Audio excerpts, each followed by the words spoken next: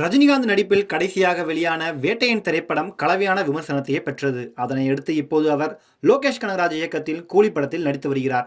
இதனை அடுத்து நெல்சன் திலீப்குமார் இயக்கத்தில் ஜெயிலர் படத்தின் 2வது பாகத்திலும் நடிக்கிறார். இந்த படம் பற்றிய அதிகாரப்பூர்வ அறிவிப்பு மிக விரைவில் வெளியாகவிருக்கும் சூழலில் தற்போது புதிய தகவல் ஒன்று வெளியாகி இருக்கிறது. நெல்சன் திலீப்குமார் இயக்கத்தில் கடந்த வருடம் வெளியான திரைப்படம் ஜெயிலர். அந்த படம் ரஜினியின் கெரியரில் மிக முக்கியமான படமாக பார்க்கப்படுகிறது. ஏனெனில் ஜெயிலருக்கு முன்பு ரஜினி நடித்த அண்ணாத்த தர்பார் ஆகிய 2 படங்களுமே படுதோல்வியை சந்தித்தன. அந்த சமயம் பார்த்து விஜய் ரசிகர்களோ இனி அடுத்த சூப்பர் ஸ்டார் விஜய் தான் என்று பேச ஆரம்பித்தார்கள்.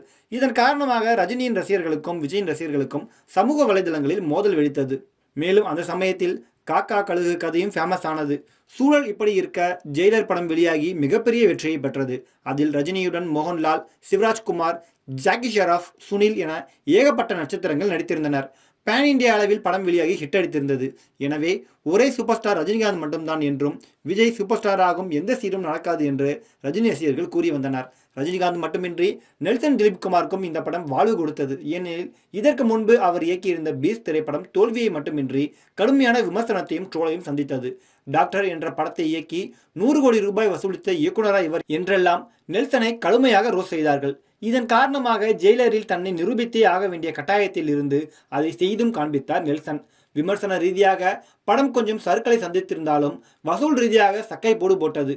மேலும் உலகளவில் இந்த ஜெயிலர் திரைப்படம் 600 கோடி அளவில் வசூலித்திருப்பதாக படத்தை தயாரித்த சன் பிக்சர்ஸ் நிறுவனமும் அறிவித்திருந்தது. அது மட்டுமின்றி ரஜினிகாந்த், நெல்சன் திலீப்குமார், அனிருத் ஆகியோருக்கு விலை உயர்ந்த காரையும் பரிசாக கொடுத்தார் கலாநிதி மாறன். தற்போது ஜெயிலர் திரைப்படத்தின் 2வது பாகம் உருவாகும் என்று தகவல்கள் வெளியாகின. அந்த தகவல்களை நெல்சன் திலீப்குமாரும் உறுதி செய்திருந்தார். இருந்தாலும் படத்தின் பணிகள் எப்போது தொடங்கும் என்று தெரியாமல் இருந்தது. இந்நிலையில் ஜெயிலர் 2 படம் பற்றிய புதிய தகவல் ஒன்று வெளியாகி இருக்கிறது. அதன்படி ஜெயிலர் 2 படத்தின் அதிகாரப்பூர்வ அறிவிப்பை ஒரு ப்ரமோ வீடியோவுடன் வெளியிட படக்குழு திட்டமிட்டிருக்கிறதாம். அதற்கான ஷூட்டிங் அடுத்த மாதம் முதல் வாரத்தில் நடைபெறும் என்றும் அந்த வீடியோ ரஜினியின் பிறந்த நாளான டிசம்பர் 12ஆம் தேதி ரிலீஸ் ஆகும் என்று கூறப்படுகிறது. இந்த செய்தியை கேள்விப்பட்ட ரஜினி ரசிகர்கள் தற்போது உச்சக்கட்ட சந்தோஷத்தில் உள்ளனர். காரணம், ஜெயிலர் மிகப்பெரிய வெற்றியடைந்த நிலையில் தற்போது ஜெயிலர் 2 பற்றிய அறிவிப்பு ரஜினியின் பிறந்த நாளான டிசம்பர் 12ஆம் தேதி வெளியாகும் என்கிற தகவல் அவர்களுக்கு மிகப்பெரிய பிறந்தநாள் பரிசாக பார்க்கப்படுகிறது.